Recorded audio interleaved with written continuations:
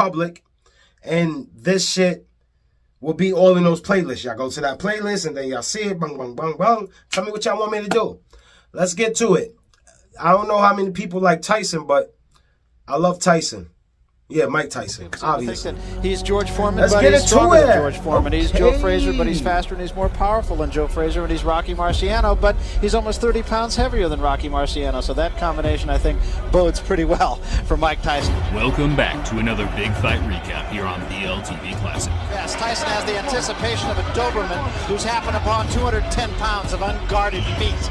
On today's video, we look back at the night Tyson fought. By the horse's mouth, not only the biggest man in his career, but also the toughest. As the 6'6" Cuban heavyweight Jose Ribalta withstood inconceivable damage inflicted by the most ruthless version of Iron Mike the world has ever seen. Beast. One of the great heavyweight slugfests of all time.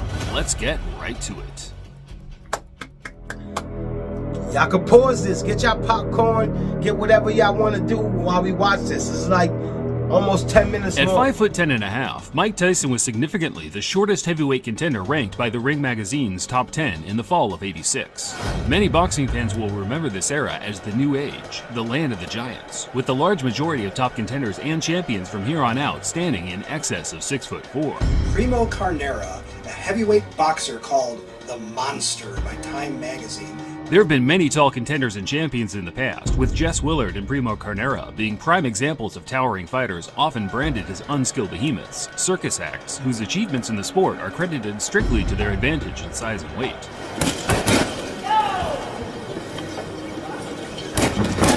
That notion changed drastically with the introduction of world-class trainers such as Eddie Fitch and Emmanuel Stewart, who were fixated on not only utilizing the physical advantages a sizable fighter possesses, but more making their boxing skills comparable to the guys a half a foot or so shorter than them.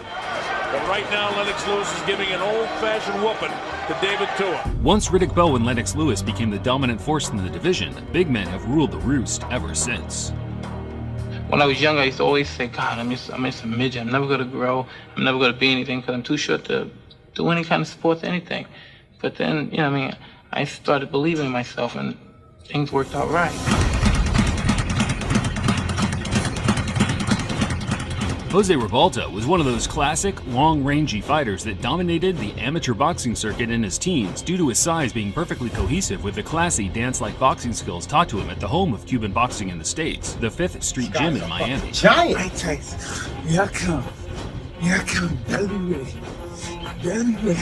By the time Jose turned pro in 1982, he was the #2 rated amateur heavyweight in America, and he used his skills to defeat the usual suspects of journeymen such as David Jacko and Rick Keller in the coming years. Well, he goes up against Jose Ribalta, who has to be considered a threat. Jose was robbed of his first moment of genuine boxing notoriety in his 1985 clash with the soon-to-be heavyweight champion James Bone Crusher Smith.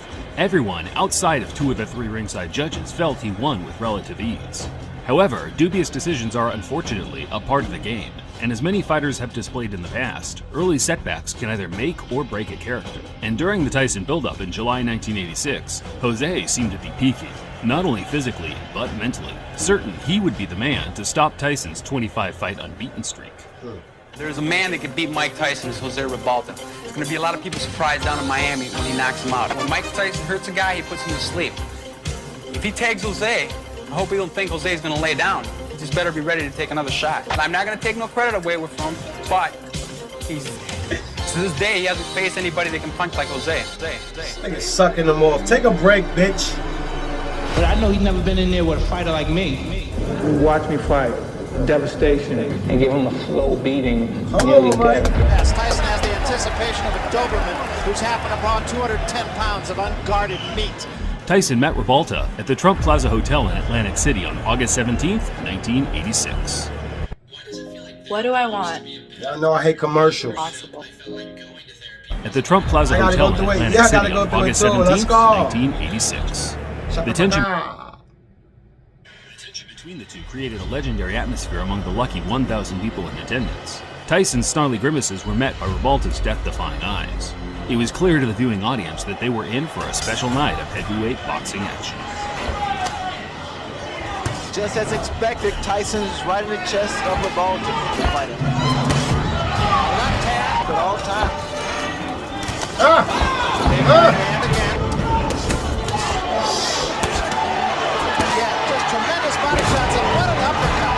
right hand by Mike Tyson is invited. That was an uppercut. What a shot. Fuck A classic right hook to the body, right uppercut combo put Ribalta down at the end of the second round.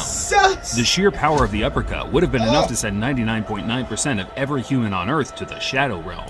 Yet, to the crowd's surprise, Ribalta made it back to his feet with enough stability to slug it out until the end of the round.